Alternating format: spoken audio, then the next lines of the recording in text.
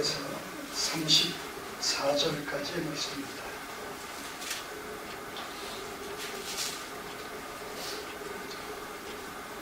19절에서 34절까지의 말씀을 같이 읽겠습니다.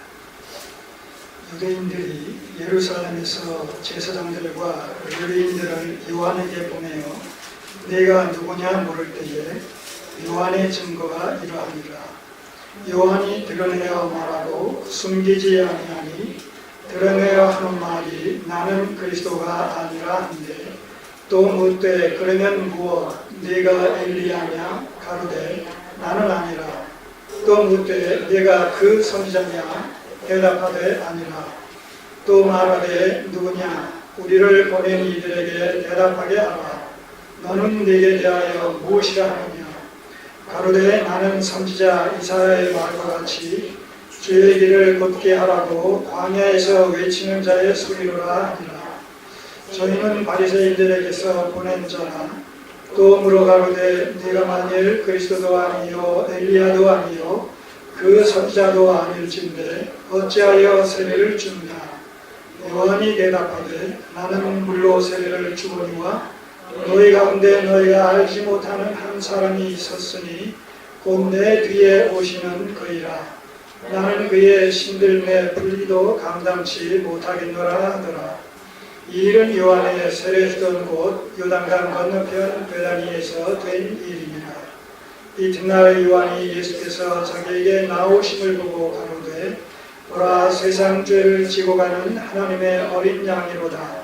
내가 전에 말하기를 내 뒤에 오는 사람이 있는데 나보다 앞선 것은 그가 나보다 먼저 계심이라 한 것이 이 사람을 가리킴이라. 나도 그를 알지 못하였으나 내가 와서 물로 세례를 주는 것은 그를 이스라엘에게 나타내려 함이라 하니라. 요한이 또 증거하여 가로되 내가 보매 성령이 비둘기같이 하늘로서 내려와서 그의 위에 머물렀더라.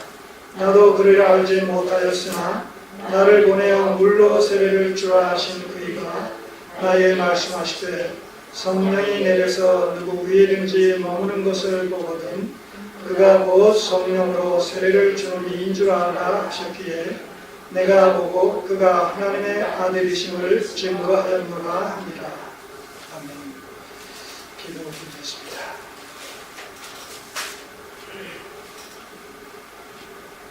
아버지 하나님,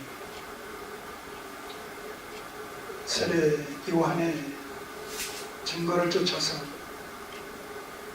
우리 구주 예수께서 하나님의 아들 되심과 세상 죄를 지고 가는 하나님의 어린 양이라는 사실이 사람들에게 선포되어지고 증거되는 것을 봅니다. 아버지 하나님, 참으로 감사합니다. 하나님의 아들 예수 그리스도 우리의 죄를 구속하시기 위해서 보내주신 한 마리 어린 양의 실체로 오신 우리 주님을 생각할 때 감사와 찬양과 영광을 돌립니다. 우리 주님의 구속 안에서 우리가 죄사함을 받고 의롭다고 여김을 받으며 하나님의 자녀라 일컬음을 받게 하신 것 감사드립니다. 오늘도 예수님의 인격과 사역에 관해 본문의 말씀을 통해서 살펴보는 가운데 우리 아버지 하나님께서 예수 그리스도를 통해서 베푸신 하나님의 구속의 은혜를 그 경륜을 깊이 묵상하며 감사와 찬양과 영광 돌리는 복된 은혜의 시간이 되게 하옵소서. 예수님의 이름으로 기도드립니다. 아멘. 예수님에 대한 세례 요한의 증거 사역. 예수님에 대한 세례 요한의 증거 사역이라는 이런 제목으로 좀 더 구체적으로 세례 요한의 이 사역을 접근해서 예수 그리스도를 어떻게 증거하고 있는지 살펴보도록 하겠습니다. 이 요한복음을 처음 이제 시작하면서 마태, 마가, 누가, 요한 복음에 이르는 이 이 사복음서의 이 공통 분모로서 공동의 이 주제에 관해서 말씀을 드렸습니다. 사복음서가 갖고 있는 공통 분모로서의 공동의 주제, 뭐라고 말씀드렸어요? 사복음서의 공동의 주제. 사복음서가 한결같이 예수 그리스도에 대해서 증거하고 있는데, 예수 그리스도의 뭐에 대해서 증거한다고 말씀드렸어요? 인격과 사역. 제가 처음에 그 예수님의 인격과 사역이라는 그 표현을 듣게 됐을 때, 접했을 때, 듣는 동시에 개념 정립이 안 됐어요. 예수님의 인격과 사역이라는 표현을 썼을 때, 예수님의 인격과 사역이라는 말의 의미가 무엇인가, 그 표현이 담고 있는 내용으로서의 의미를 즉각적으로 깨닫지 못했단 말입니다. 상당한 시간이 흘렀었어요. 수개월이 흐른 다음에 비로소 그 개념이 정립이 되고 동시 통역이 되듯이 동시 이해가 이어지더라고요. 그런 거 보면 여러분들은 대단하셔요. 제 질문에 즉각 예수님의 인격과 사역이라고 답변하시는 것입니다. 답변을 하셨는데 그 의미까지도 깨닫고 답변하신 거예요. 예수님의 인격과 사역, 사복음서의 공통 주제는 예수님의 인격과 사역입니다. 그러면 그 인격과 사역이 무엇을 의미하느냐라고 했을 때, 인격은 예수 그리스도가 누구시냐, 그분의 정체성, 누구시냐.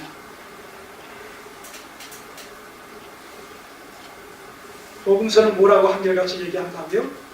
예수는 누구시냐 라고 했을 때, 그리스도시요 하나님의 아들이시나이다.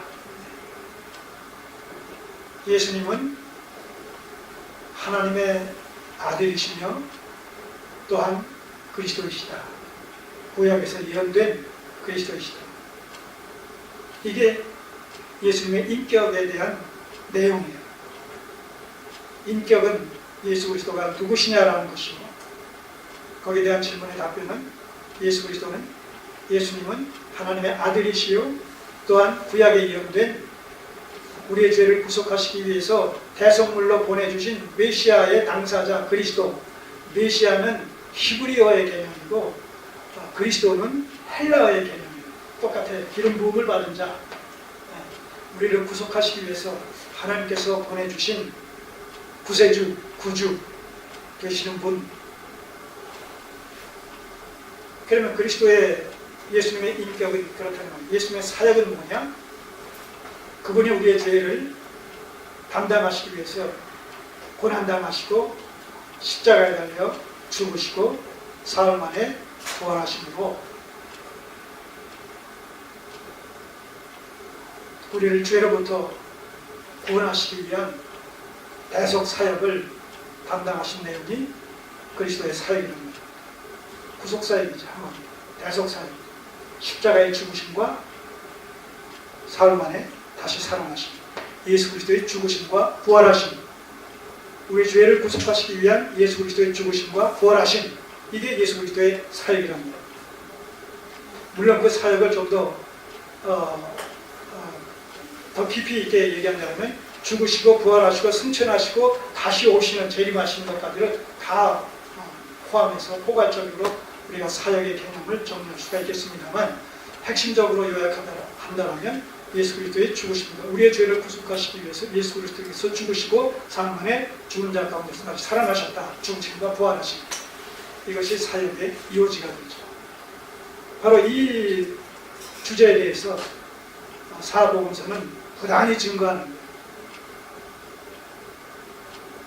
그러면 예수 그리스도께서 하나님의 아들이시고 그리스도다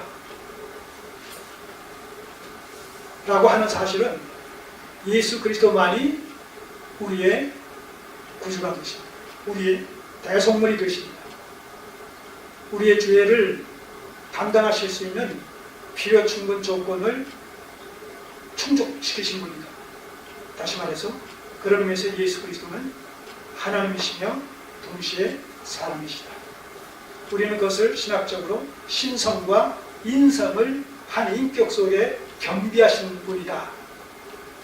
이렇게 표현합니다. 신성과 인성이 한 인격 속에 겸비되어 있다. 한 인격 속에 두 인격이 아니에요. 한 인격 속에 신성과 인성을 동시적으로 소유하고 계시다. 50% 신성, 50% 인성이 아니라 100% 신성, 100% 인성. 그렇게 돼야만이 우리의 죄를 구속하시기 위해서 죽으실 수 있는 대성물의 유자격자가 되실 수 있다. 신성은 죄가 없다라는 측면에서, 인성은 우리의 죄를 대신해서 죽을 수 있는 이런 조건이라는 측면에서 예수 그리스도만이 신성과 인성을 겸비하신 우리를 죄로부터 구속하실 수 있는 유일한 구주, 대성물이 되실 수 있는 분이다. 그래서 성경은 뭐라고 얘기합니까? 사도행전 4장 12절에서 구원받을 만한 다른 이름을 우리에게 주시지 않았다는 거예요. 예수 그리스도만이 우리의 죄를 구속하시기 위해서 필요 충분 조건을 충족시키실 수 있는 유일한 분이다. 그러니까 그런 개념에서 더 확대 해석해서 적용시키면, 그러니까 죄로부터 우리를 구속하실 수 있는 분은 예수 그리스도밖에 없다는 사실은 뭐예요? 결국은 구원은 기독교 외에는, 다른 종교에는 없다. 이렇게 되어져. 왜냐하면 이 구원을 선한 어떤 경지에 도달하는 것을 갖다가 구원이라고 자칫 생각하기가 쉬운데, 성경에서 말하는 구원의 개념은 죄로부터 해방되는 것입니다.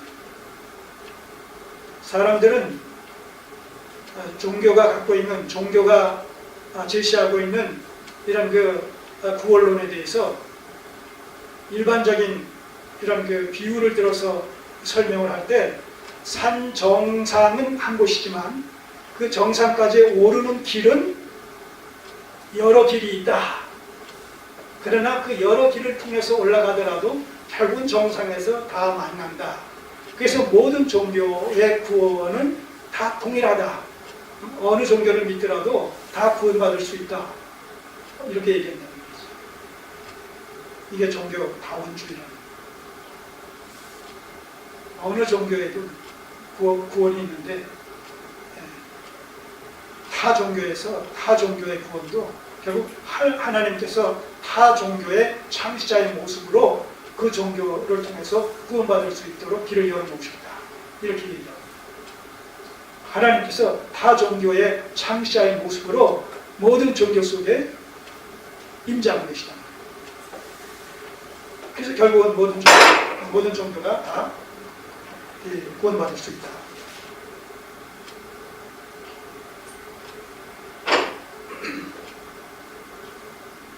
근데 성경은 그렇게 얘기하고 있다고요? 나는 길이요 진리요 생명이 나로 말미암지 않고서는 아버지께로 올 자가 없다는 것이죠. 다른 구원받을 만한 이름을 주시지 않았다. 나는 부활이요 생명이 나를 믿는 자는 죽어도 살고 있고 무릇 살아서 너를 믿는 자는 영원히 죽지 아니하리라. 이것을 내가 믿느냐? 예수 그리스도만이. 그래서 결국 기독교에만 구원이 있는 것이라고 했어요. 죄로부터의 구원. 바로 예수 그리스도께서 계속 주가 되실 수 있는 필요 충분 조건을